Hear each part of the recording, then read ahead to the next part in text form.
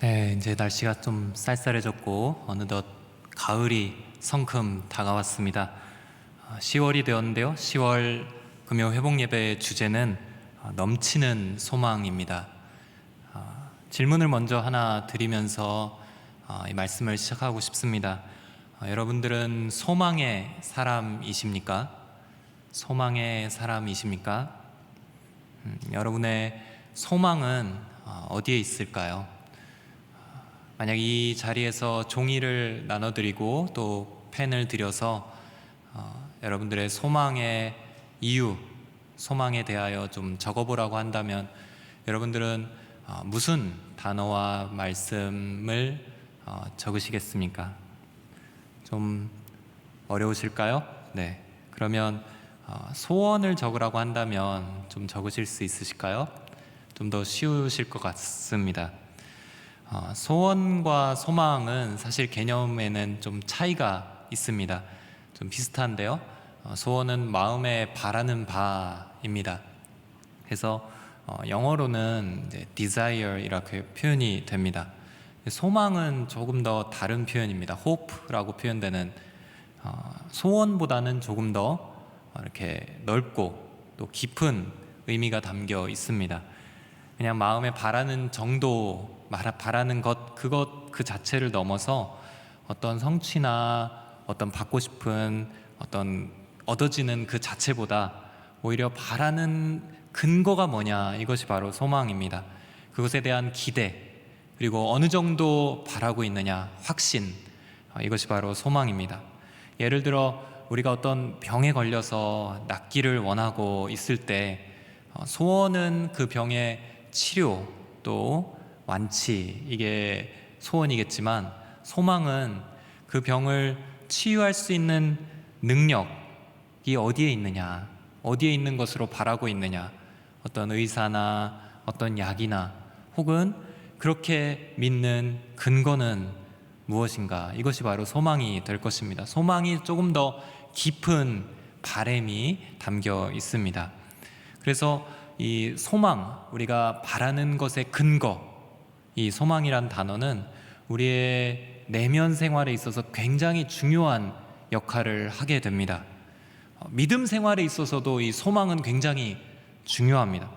따라서 성경에서 우리가 무엇을 바라고 있느냐, 이것을 표현하는 이 소망이란 단어는 여러 곳곳에서 발견이 되는, 그리고 많은 성경 저자들이 이 단어를 사용해서 말하고 있는 그러한 단어입니다. 한번 성경에서 소망이 어떠한 의미 가운데 나타나고 있는지 좀 살펴보고자 합니다. 첫째로 잠언에 보면 더디 이루어지면 마음이 상한다, 소망이 더디 이루어지면 우리의 마음이 상한다라는 우리 마음을 표현해주는 단어가 있습니다. 로마서에 보면 진짜 소망은 보이지 않는 것을 바란다. 소망이 여러 가지 소망이 있겠죠. 보이는 소망도 있을 텐데 정말 참된 소망은 보이지 않는 것을 바라는 것이다, 이런 표현이 있습니다. 고린도전서 13장에 믿음과 소망과 사랑, 이 세 가지가 항상 같이 있다, 이렇게 나옵니다. 믿음과 사랑과 함께 다니는 것이 소망입니다. 우리 안에 계신 성령님은 우리의 소망을 넘치게 하시는 역할을 하십니다. 성령으로 인하여 우리의 소망이 우리 안에서 막 흘러 넘치는, 그것이 가능해지는 것이 바로 성령님의 사역입니다.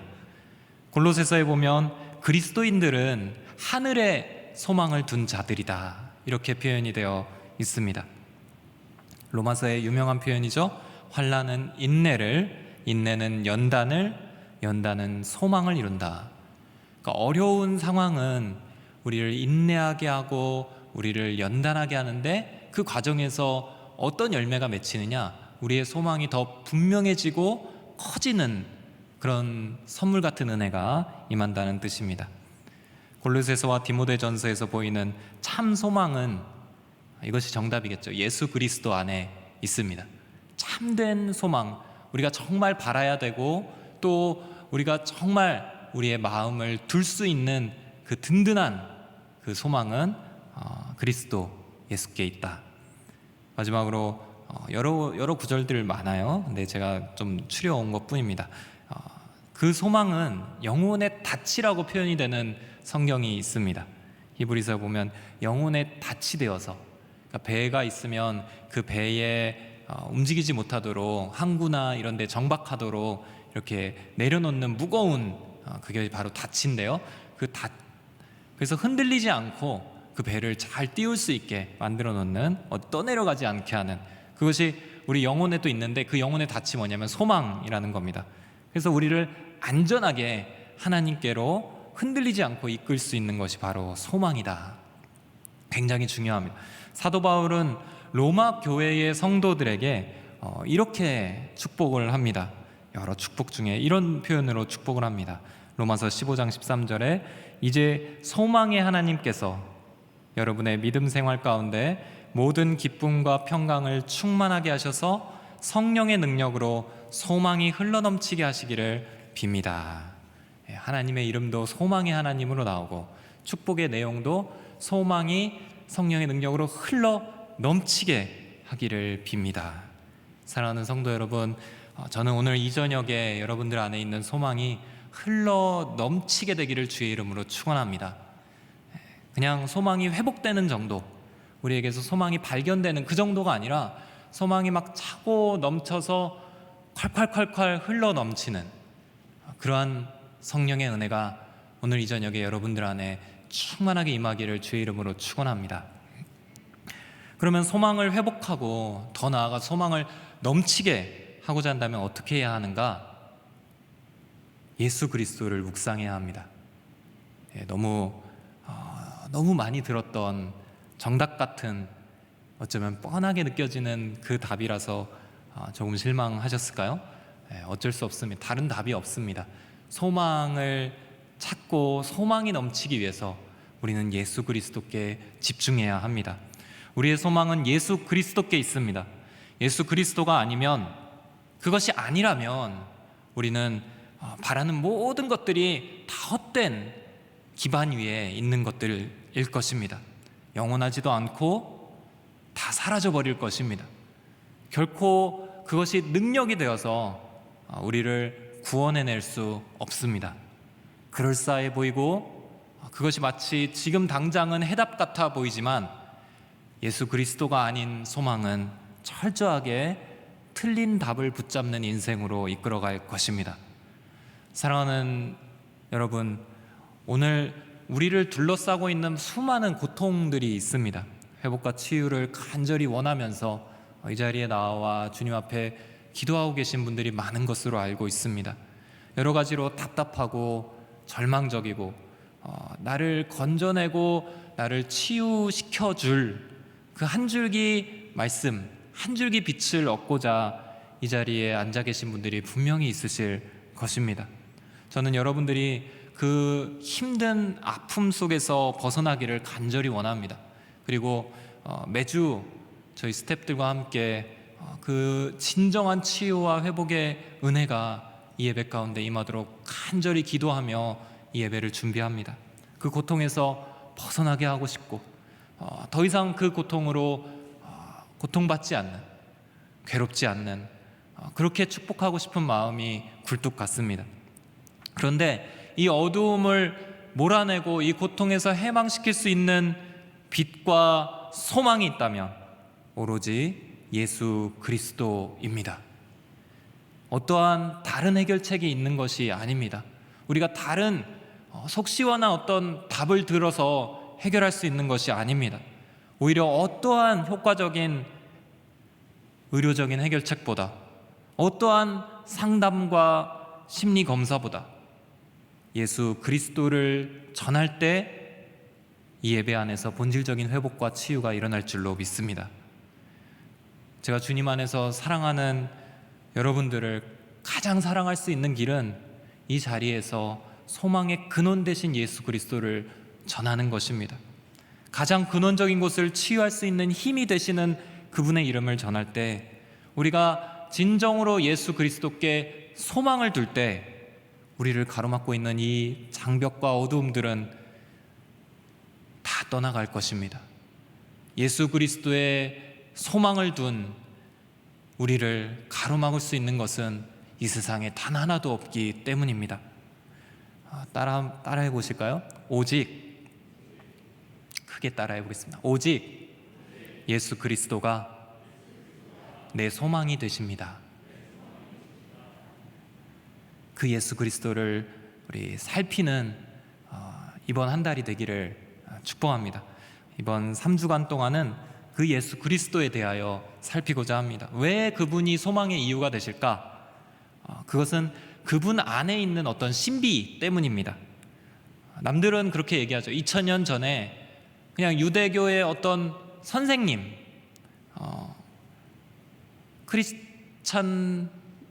그리스도교를 만들었던 종교의 창시자, 세상은 그렇게 기억하는 이 인물 예수 그리스도가 왜 우리에게는 답이 되는지, 그것은 세상이 이해할 수 없는 세 가지가 그분 안에 있었기 때문입니다. 그것이 참 신비로운 것들입니다. 첫째는 성육신이고, 둘째는 십자가이고, 셋째는 부활입니다. 오늘 말씀은 이 첫 번째 성육신을 한번 살피려고 합니다. 오늘 저희가 읽은 본문은 예수님을 소개하는 요한복음의 첫 서론 부분입니다. 이미 요한이 그 복음서를 쓸 때에는 마태복음, 마가복음, 누가복음 세 개의 복음서가 적어도 이미 저술이 다 끝나서 많은 교회에서 성도님들이 또 그것이 전도의 도구로 활용되고 있던 시기였습니다. 예수님을 믿는 많은 교회들이 세워졌고 또 크리스찬의 인구도 꽤 증가해 버린 요한의 나이로는 이미 늙은 나이가 되었던 한참 후의 시간에 이 사도 요한이 새롭게 복음서를 쓰게 됩니다. 복음서를 쓸 자격이 있는가는 사실 논의할 여지가 없습니다. 워낙 예수님과 함께 다녔던 사도 요한이죠.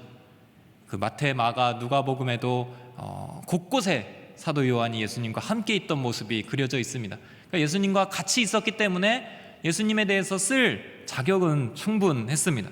근데 왜 이렇게 복음서가 다 있음에도 왜 복음서를 한 권 더 쓰려고 했을까? 조금 다른 관점에서 예수님을 소개하고 싶었던 것입니다.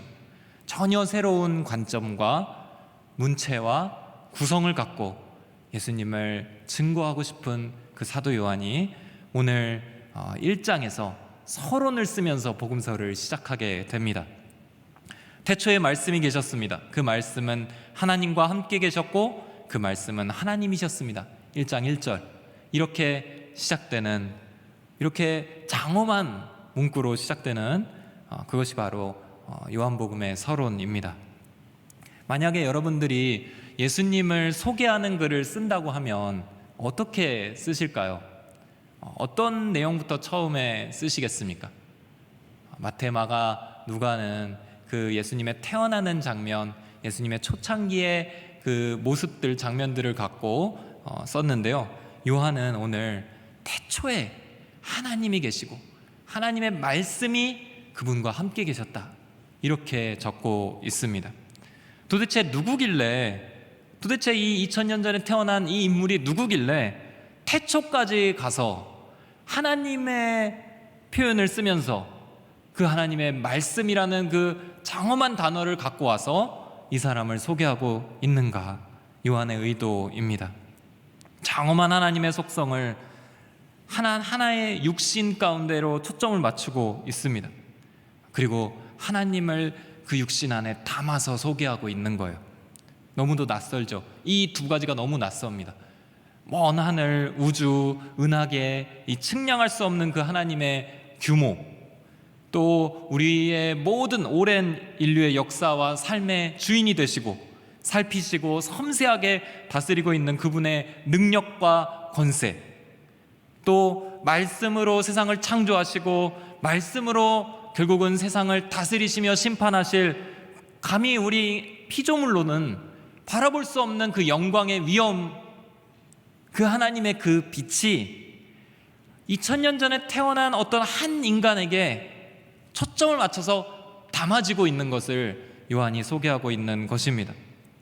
인간의 모습을 한 하나님, 아니 완전한 인간이 되어버리신 하나님을 세상 사람들이 다 볼 수 있도록, 그 영광의 빛을 다 볼 수 있도록 한 인간에게 그 영광이 임한 그 사실을 지금 사도 요한이 소개하고 있는 것입니다.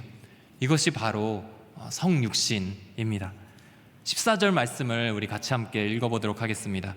시작. 그 말씀이 육신이 돼 우리 가운데 계셨기에 우리는 그분의 영광을 보았습니다. 그것은 은혜와 진리가 충만한 아버지의 독생자의 영광이었습니다. 말씀이 육신이 되셨다. 하나님이 인간이 되셨다. 하나님이 세상 가운데로 직접 오셨다. 세상 종교에는 그런 표현들이 전혀 있지 않습니다. 이 예수님의 본질을 표현한 말이 바로 성육신입니다. 이해할 수도 없고 설명할 수도 없는 이 하나님이 친히 우리 가운데 오신 이 발걸음, 이것이 바로 우리의 소망의 첫 번째 근거가 됩니다. 이 넘치는 소망, 예수 그리스도의 성육신 안에서 찾을 수 있는 소망의 근거를 우리 세 가지 정도로 살펴보고자 합니다. 첫째로는 약속을 성취하심으로 보여주시는 신실하심이 우리의 소망이 됩니다. 약속을 이루시는 하나님의 그 성실하심이 우리의 소망의 근거가 됩니다. 그리스도께서 이 땅 가운데 오실 것이다. 메시아가 와서 우리를 다스리고 이 땅에 하나님의 공의를 실현할 것이다. 이런 예언이 구약 성경에 많이 있습니다.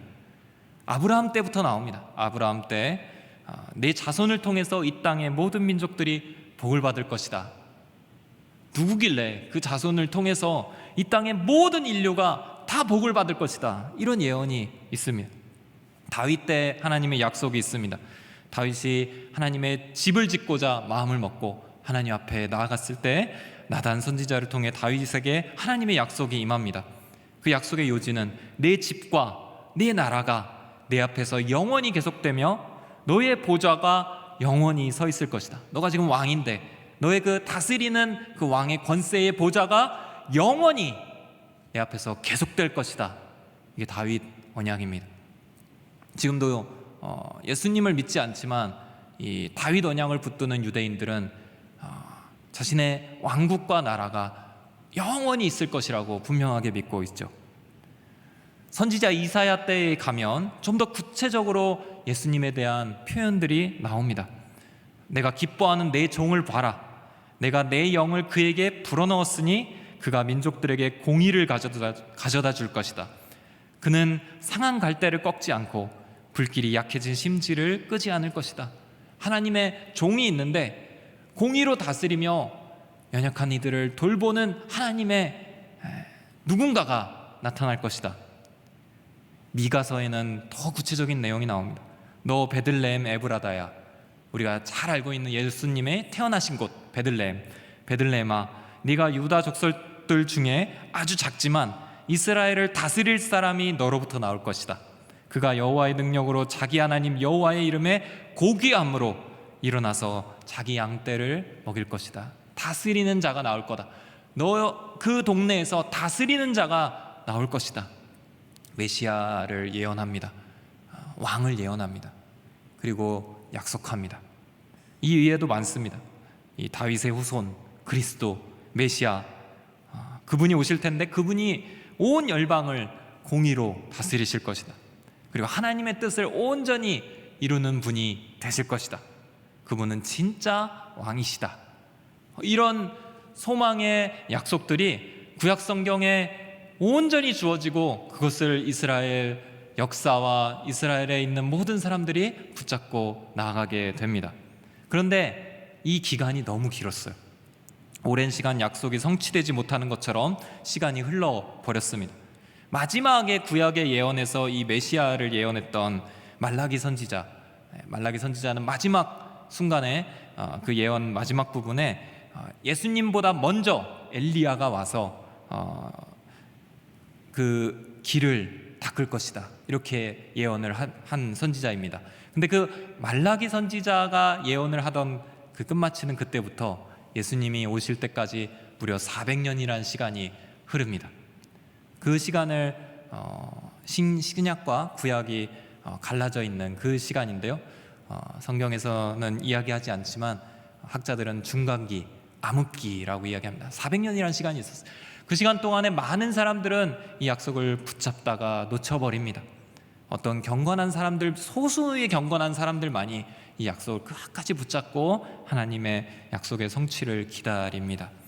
그리고 400년이 지나고 구약의 모든 예언을 이루시고 하나님의 약속을 성취하시는 예수님이 나타나신 것입니다. 예언의 모든 것들을 완성시키면서 이 땅에 하나님의 뜻을 이루신 것입니다.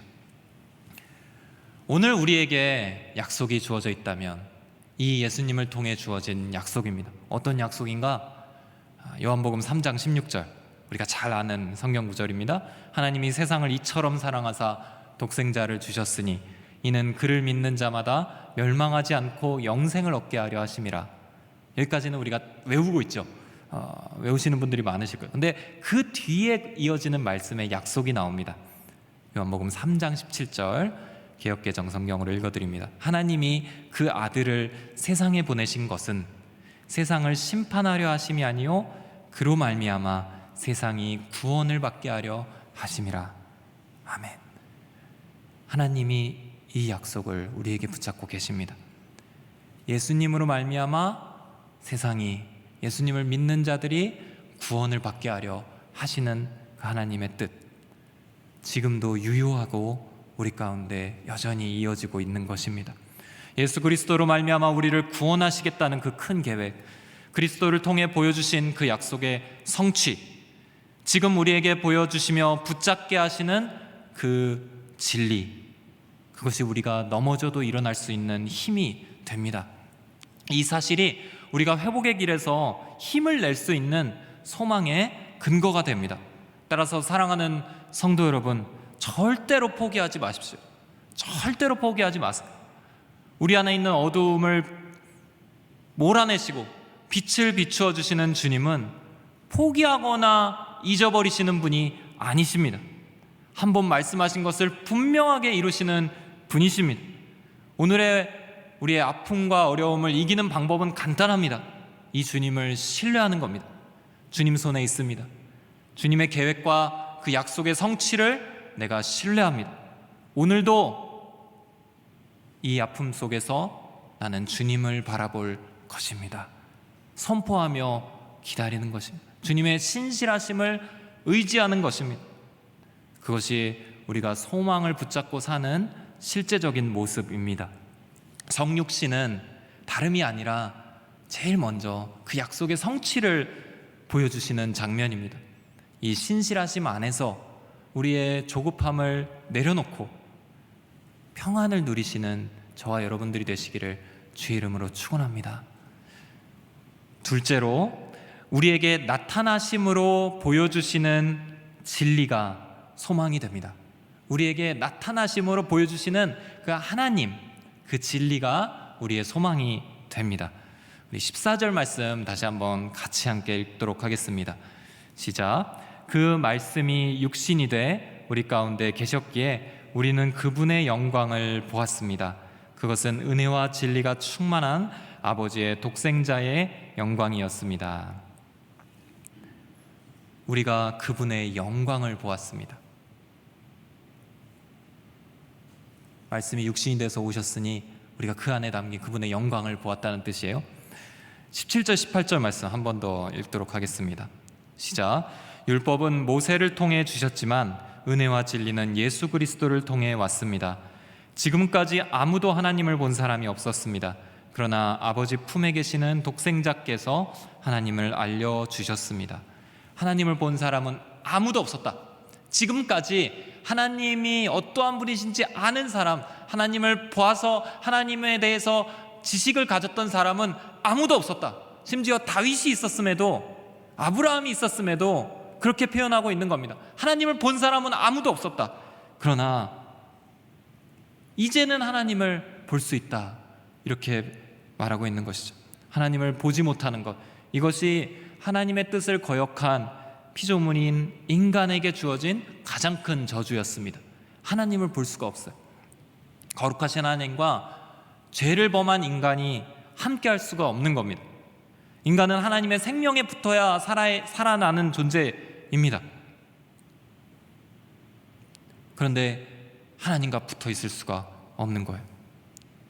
요한은 우리의 이 모습, 하나님과 붙어 있지 못해서 저주 가운데 있는, 하나님의 생명에 다가갈 수 없는 우리의 모습을 어둠이라고 표현합니다. 참 적절한 이미지 같아요. 우리의 모습을 표현하는 여러 말들 중에 어둠이란 말은 너무 적절한 것 같아요. 우리는 어두움에 살고 있는 거예요. 무엇이 옳고 그른지도 분별하지 못합니다. 인생을 어떻게 살아가야 되는지도 우리는 속 시원한 답을 찾지 못합니다. 지금 이 상황이 왜 그렇게 됐는지 알지 못합니다. 나의 내면과 감정은 왜 이렇게 상처가 많아졌는지 우리는 스스로 알아내지 못합니다. 그러면서 그 어둠 속에 사는 사람들끼리 서로 상처를 주고 해결되지 못한 그 인생을 살다가 인생은 원래 그런 거구나, 허망한 거구나, 이렇게 체념하며 마무리하는 것이 우리들 인생입니다.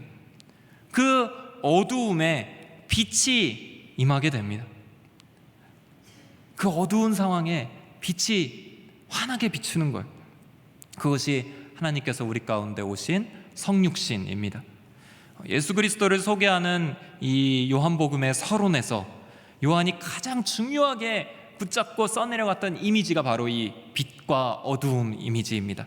예수님은 빛이시고 하나님과 끊어져서 어두움 속에 있던 우리에게 하나님을 보여주는 빛으로 우리의 가운데 오셨다. 그것이 이 땅 가운데 육신을 입고 오신 예수님의 발걸음의 이유였던 것입니다. 따라서 우리는 예수님을 보면서 하나님이 어떠한 분이신지 정확하게 알게 되었습니다.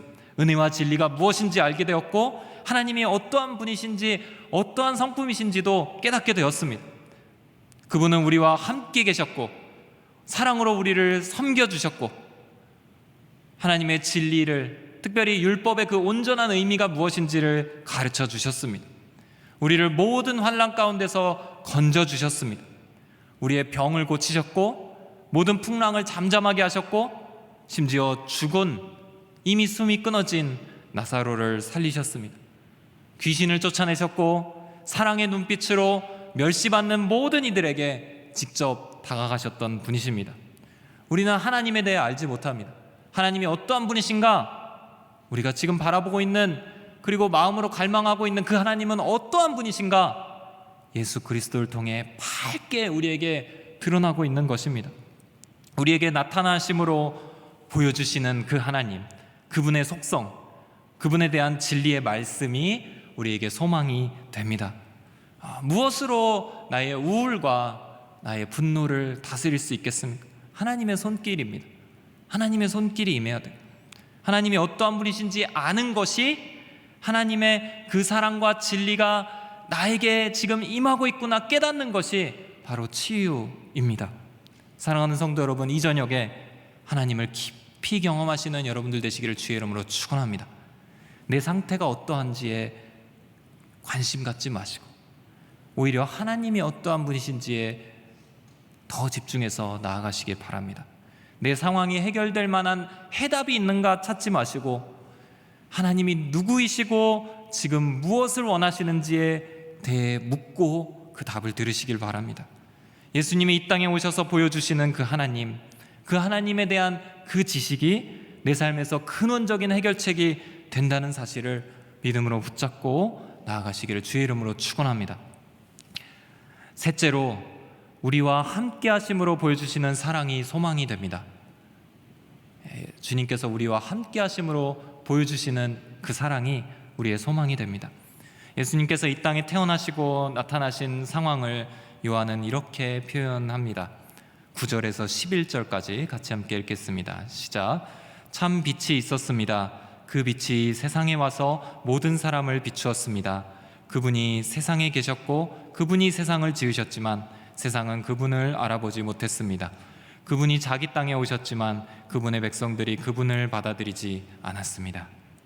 뭔가 이렇게 좀 긴장감이 느껴지시죠? 빛이 있고 어둠이 있는데, 지금 빛이 비추는데 어둠의 이 의도가 굉장히 둔하고 나쁜 거예요. 빛이 어둠 속에 비춰지고 있는데 그 빛을 깨닫지 못합니다. 심지어 환영하지도 않습니다. 받아들이지도 않고 깨닫지도 못합니다. 그럼에도 빛은 지금 어디에 있습니까? 어두움 안에 있는 거예요. 환영하지도 깨닫지도 받아주지도 않는데 빛의 주소는 지금 어두움 가운데 있는 거예요. 이것이 하나님의 의지입니다. 어떠한 의지인가? 마태복음에서는 이 하나님의 의지를 이렇게 표현합니다. 마태복음 1장 23절 같이 읽겠습니다. 처녀가 잉태에 아들을 낳을 것이요 그를 임마누엘이라 부를 것이다. 임마누엘이란 하나님께서 우리와 함께 하신다는 뜻입니다. 예수님의 이름을 하나 들어주는데요, 그것이 바로 임마누엘. 그 뜻은 하나님께서 우리와 함께 하신다. 하나님의 의지는 뭐냐면 우리와 함께 하고자 하시는 것입니다.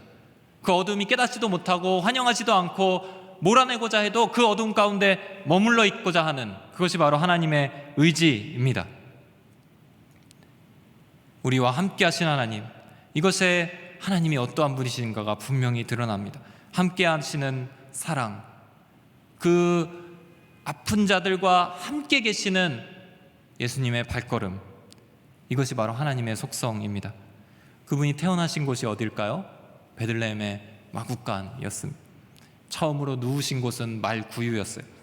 제대로 온기도 없는, 아무리 중동이지만 그 겨울철에 그 밤에 마구간은 한기가 맴도는 장소였습니다. 젊은 성인의 몸으로, 왕으로, 좀 풍채당당한 젊은이로 누가 봐도 저분은 왕이시구나 이렇게 느낄 수 있는 모습으로 이 땅에 오실 수도 있었잖아요. 선택하실 수 있으셨잖아요. 근데 연약하고 자기 몸도 제대로 가누지 못하는, 당장 그 엄마의 젖이 없으면 언제 건강이 나빠질지도 모르는 그런 연약한 존재로 이 땅 가운데 오신 것, 그분의 선택이었습니다. 우리의 어둠과 우리의 연약함과 함께 하시려는 그분의 의지였습니다. 우리들 고통에 함께 하시려고, 우리의 아픔에 같이 계시려고. 저는 예전에 하나님의 전능하심이 너무도 큰 위로가 되었었습니다. 하나님의 전능하시는 하나님, 그분이 큰 은혜로 생각이 되었어요. 어려움의 해결이 하나님의 은혜, 어려움을 해결할 수 있는 하나님의 능력이 내가 의지할 만한 하나님의 은혜라고 생각했습니다. 전능하신 슈퍼맨 같은 하나님의 이미지가 참 좋았습니다. 그런데 이렇게 믿음 생활하면서 시간이 지나면서 우리 인생에 고통의 순간들이 끊이지 않고 찾아오는 것을 경험하면서 전능하신 하나님보다 함께 하시는 하나님이 더 큰 은혜가 되는 거예요. 내 모든 것들을 다 지키실 수 있는 그 하나님의 놀라운 능력보다 지금 내 연약한 상황을 아시고 함께 하시는 그 하나님의 위로가 더 큰 은혜가 되는 거예요. 해결사라서 주님이 좋은 게 아니라 공감자라서 공감하시는 분이시기 때문에 주님이 좋은 거예요. 하나님이 아신다라는 그 표현이 제 삶에 너무나 큰 위로와 힘이 되는 거예요. 여러분, 사탄은 하나님이 함께 하신다라는 진리를 매우 집중적으로 공격합니다. 여러분과 함께 하시는 하나님은 여러분들이 좋은 모습이 있어서, 여러분들 안에 칭찬할 만한 것들이 이미 많기 때문에, 그것이 어느 정도 찾기 때문에 여러분들과 함께 하시는 것이 절대 아닙니다. 세상은 누군가를 사귈 때 세상적인 방법으로 저 사람이 나에게 도움이 되면 저 사람과 가까이 하려고 합니다. 그리고 도움이 되지 않으면, 나보다 약하고 내가 뭔가 이득 낼 게 없다고 생각되면 그 사람을 멀리하는 게 세상이에요. 근데 하나님은 아니에요. 하나님은 아무리 자기에게 손해가 되고 부족하고 연약할지라도 그 사람과 함께 하려고 하시는 것이 바로 하나님의 의지고 선택입니다.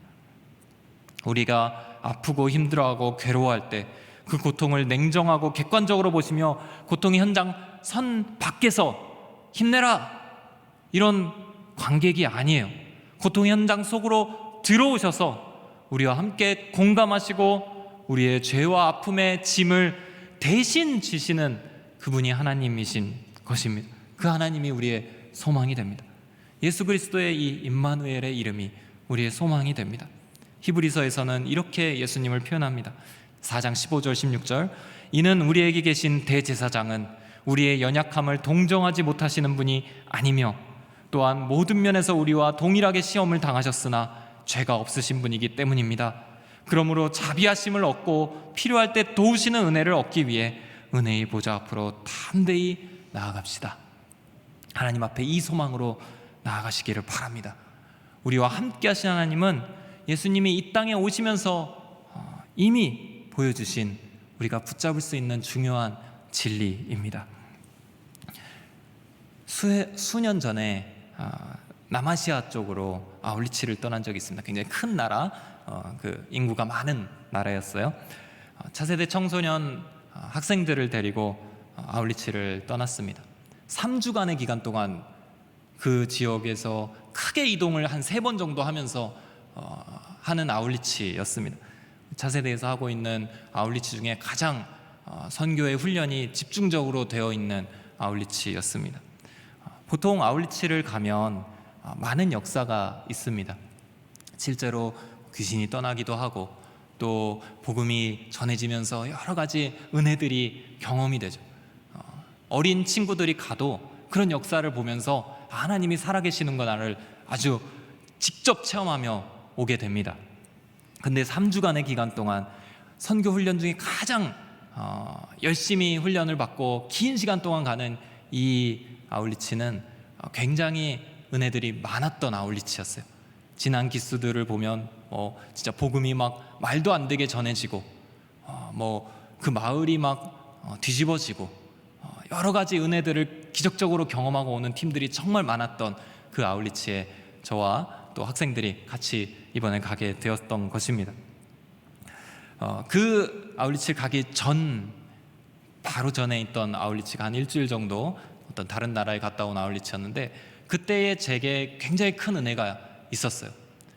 귀신이 들렸는데 떠나가고 정말 하나님의 마음을 너무도 풍성하게 느끼며 감동 가득했던 은혜의 아울리치를 제가 경험을 했었어요. 그리고 나서 이제 몇 개월 지나서 다음 아울리치를 이제 준비하고 학생들을 데리고 떠나게 된 겁니다. 제 마음의 기대가 컸을까요? 작았을까요? 굉장히 컸습니다. 많은 영혼들을 품으시고 돌아오게 하시는 그 하나님에 대한 기대, 그리고 이 아울리치 안에서 보여질 하나님의 역사에 대한 그 기대, 그런 것들이 너무도 가득 품어진 상태에서 아울리치를 떠났습니다. 그런데 저희가 갔던 아울리치는 그런 역사가 굉장히 드물게 일어나는 시간들이었어요.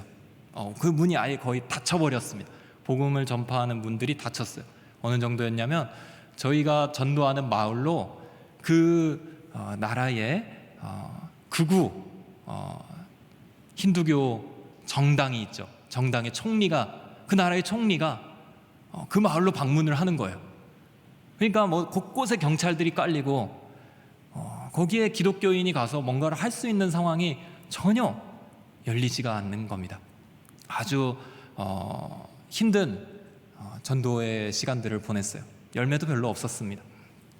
그리고 같이 갔던 학생들이 정말 허우대 멀쩡한 건강한 남학생들이었거든요. 아주 다 이제 누가 봐도 쟤는 학생이 아니라 거의 어른이구나, 외국인들이 보면 진짜 다 그렇게 생각될 정도의 아주 건장한 우리 청소년들을 데리고 갔어요. 근데 이 아이들이 도착하자면서부터 배앓이를 하기 시작하는 거예요. 얼마나 심하게 하든지 또 얼마나 아프든지 3주 동안 먹으려고 갖고 간 상비약을 일주일 만에 다 써버렸어요. 그리고 본국에다가 이제 편지를 보내고 또 약을 현지에서 조달하는 여러 가지 상황들이 벌어졌습니다. 그런데 전도의 문도 복음의 문도 꽉 닫혀 있고 이 3주가 너무 은혜 없이 지나간다는 생각이 가득 제 마음속에 가득한 거예요. 하나님의 마음은 무엇인지 깨달을 새도 없이 이제 마지막 날까지 오게 되었습니다. 근데 그 전날부터, 떠나기 이틀 전부터 저희 중에 그래도 마음이 정말 선하고 그 안에서 그래도 어떻게든 하나님을 찬양하고 예쁘게 하나님과 함께 했던 그 학생이, 그 남학생이 이틀 전부터 갑자기 심하게 아프기 시작하는 겁니다. 제가 너무 마음이 어려웠어요. 이 아이가 정말 열이 팔팔 끓고, 그리고 손발이 너무 딱딱해지고, 그리고 차디차고, 또 위아래로 그냥 다 쏟아버리는 그런 너무 심각한 상황이 되었어요. 나중에 와서는 병원에서 한 며칠 동안 링거 맞고 그렇게 쉬었다고 합니다. 너무 심해서 이 아이가 당장 내일 비행기를 탈 수 있을까? 비행기를 타고 그 긴 시간을 버틸 수 있을까? 차라리 여기서 한 일주일 정도 좀 더 쉰 다음에 가는 게 낫지 않을까? 이런 것까지 논의할 정도였습니다. 다 아프고 그 아이까지 마저 아파버리니까 이 3주 동안에 제 마음이 너무 힘든 겁니다. 그리고 나서 주일이었어요. 이제 오늘 밤이면 이제 출발해서 공항으로 가서 이제 떠나는 비행기를 타야 되는 시간이었습니다. 이제 한국 사람들끼리 모여서 선교사님과 또 그 안에 있던 선교사 훈련생들이 모여서 저희 학생들과 함께 예배를 드렸습니다. 찬양을 하는데 찬양이 안 되는 거예요. 너무나 힘들고 이 시간 동안 내가 무엇을 기대했던가를 그걸 생각해 보면 그냥 마음이 너무 어려운 거예요. 그 옆에 그 아이를 붙잡고 있는데 아이의 손이 아주 막 너무 찬 거예요. 그냥 눈빛도 완전히 초점을 잃고 그냥 예배를 하는데 막 겨우겨우 예배하고 있는 그 아이가 너무도 안쓰러운 거예요. 손을 만져봤더니 손이 너무 딱딱하고 찬 거예요. 혈액순환이라도 되라 그래서 손 중앙을 꾹꾹 눌러주면서 찬양을 같이 하고 있었습니다. 그리고 주님께 그냥 내뱉었어요. 이게 뭐예요, 주님? 이게 뭐예요? 그러셔도 됩니다, 여러분들. 그러면서 주님 앞에 차라리 이 아이는 정말 착하고 정말 은혜 많이 받았던 아이인데 이렇게 아프다니, 이렇게 아프게 끝나다니, 주님 차라리 제가 아픈 게 낫겠습니다. 제가 아팠으면 좋겠어요. 그럼 좀 덜 괴롭겠어요. 그러면서 막 이 아이의 손을 이렇게 주물러 주고 있었는데 그 3주 동안에 한 말씀도 없으셨던 그 하나님이 제 안에 말씀을 딱 한 말씀을 그 순간에 하시는 거예요. 지금 바로 너의 그 마음, 차라리 내가 아팠으면 좋겠다라고 뱉었던 지금 그 너의 마음이 내가 이 땅과 이 땅의 영혼들을 바라보고 있는 마음이다, 이 말씀을 주시는 거예요. 그때에 알았어요. 하나님은 문을 닫아놓고 있었던 것이 아니라 나한테 이 마음을 알려주시고자, 하나님의 마음을 알려주시고자 그렇게 하나님이 이끌고 계셨던 것. 그리고 다 녹았습니다. 하나님에 대한 오해와 그 힘들었던 상황들이 다 이해가 됐어요. 그리고 그 마음이 너무도 소중하게 제 안에 와서 박혔습니다. 함께하는 것, 함께 아파하는 것, 차라리 내가 아팠으면 좋겠다, 그 마음이 우리 하나님의 마음이에요. 사랑하는 성도 여러분, 주님께서 우리 가운데 오셨습니다. 이 사실만 묵상해도 우리가 넘어져도 일어날 근거가 충분해요. 인간의 몸을 입고 이 어둠 속에, 환영받지도 않는 속에 친히 낮아지심을 선택하시면서 우리 가운데 오셨습니다. 무엇이 소망이 될까요? 약속을 성취하심으로 보여주신 그 하나님의 신실하심이 오늘 우리의 소망이 됩니다. 우리에게 나타나셔서 보여주신 그 하나님, 그 진리가 우리에게 소망이 됩니다. 우리와 함께 하심으로, 우리를 떠나지 않으심으로, 죄 가운데 있는 연약한 우리 가운데 함께 하심으로 보여주신 하나님의 사랑이 우리의 소망이 됩니다. 이 소망 안에서 굳세게 거하시는 저와 여러분들이 되시기를 주의 이름으로 축원합니다. 기도하시겠습니다.